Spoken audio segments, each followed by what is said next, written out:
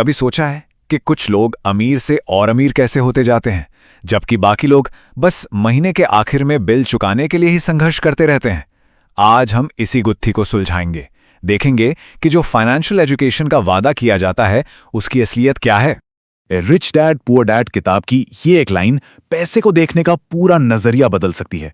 ये सिर्फ एक कोट नहीं है, बल्कि दौलत बनाने का एक बिल्कुल अलग फलसफा है। तो रिच डैड का ऐसा क्या वादा है जिसने दुनिया भर में लाखों लोगों को अपनी ओर खींचा? चलिए इसकी तह तक चलते हैं। देखिए, ये किताब एक बहुत सीधी बात कहती है कि पैसा कमाना सैलरी पर नहीं, सोच पर डिपेंड करता है। दो तरह की सोच है। एक तरफ है पुअर डैड की मानसिकता, जो हमेशा कहती है अरे ये तो मैं खरीद ही नहीं सकता, मतलब डर और लिमिटेशंस।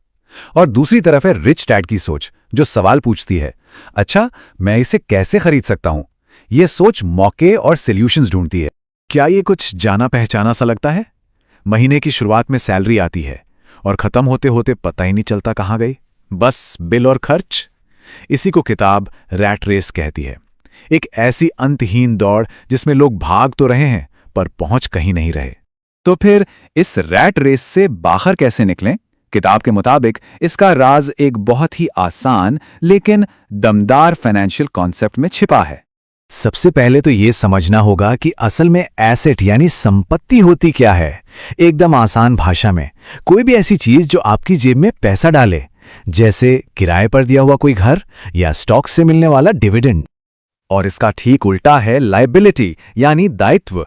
ये वो चीज है जो लगातार आपकी जेब से पैसा निकालती है, जैसे कार लोन की किश्त या क्रेडिट कार्ड का बिल। अब यहीं पर एक बड़ा दिलचस्प सवाल आता है, क्या अपना घर जिसमें हम रहते हैं वो एक एसेट है? ज्यादातर लोग कहेंगे हाँ बिल्कुल है। लेकिन किताब के हिसाब से अगर वो घर हर महीने मॉर्गेज, टैक्स और मेंटेनेंस के नाम पर जेब से पैसा निकाल रहा है तो वो एक एसेट नहीं बल्कि एक लायबिलिटी है। ये बात हमारी बरसों की सोच को हिला देती है। किताब की ये बातें सुनने में तो बड़ी अच्छी लगती हैं, है ना? पर क्या ये असल जिंदगी में काम करती हैं?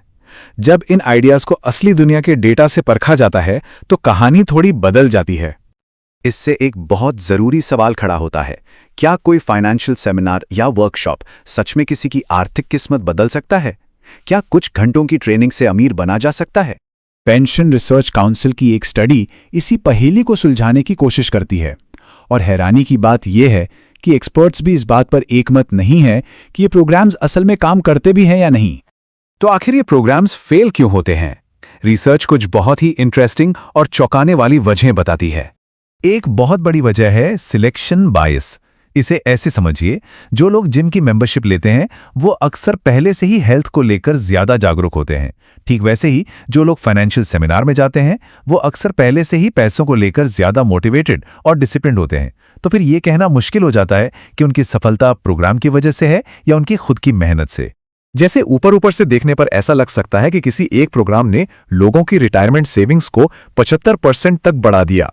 सुनने में तो ये कमाल का नंबर लगता है ना? लेकिन जब रिसर्चर्स इस सिलेक्शन बायस को हटाते हैं, मतलब जब वो सेब की तुलना सेब से करते हैं, तब असली तस्वीर सामने आती है। प्रोग्राम का असली असर 75% नहीं बल्कि सिर्फ 1% के आसपास होता है। जमीन आसमान का फर्क है। इससे पता चलता है कि चीजें हमेशा वैसी नहीं होती जैसी ऊपर से दिखती हैं। और एक दूसरी बड़ी प्रॉब्लम है कि हमारा फाइनेंशियल नॉलेज वक्त के साथ कम हो जाता है। ये बिल्कुल एक टपकती हुई बाल्टी की तरह है। मान लीजिए आपने एक सेमिनार में बाल्टी भर तो ली, लेकिन अगर उसे लगातार भरा नहीं गया तो वो ज्ञान धीरे धीरे रिस कर खत्म हो जाएगा। तो क्या इसका मतलब यह है कि सारी उम्मीद खत्म हो गई? नहीं, बिल्कुल नहीं। सवाल यह है कि अगर एक दिन के सेमिनार काम नहीं करते तो फिर क्या करता है? इस ज्ञान को टिकाऊ कैसे बनाया जाए?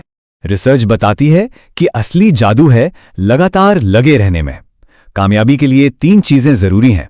सही समय पर सीखना, जब आप बचत करने के लिए सच में तैयार हों, लगातार फॉलो अप ताकि सीखा हुआ भूल ना जाए, और संसाधनों तक लगातार पहुंच। और नंबर्स में इसका असर साफ साफ दिखता है। एक बार का प्रोग्राम आपकी बचत पर लगभग कोई असर नहीं डालता, मतलब 0। लेकिन एक लगातार चलने वाला प्रोग्राम आपकी रिटायरमेंट सेविंग्स को करीब 10% तक बढ़ा सकता है।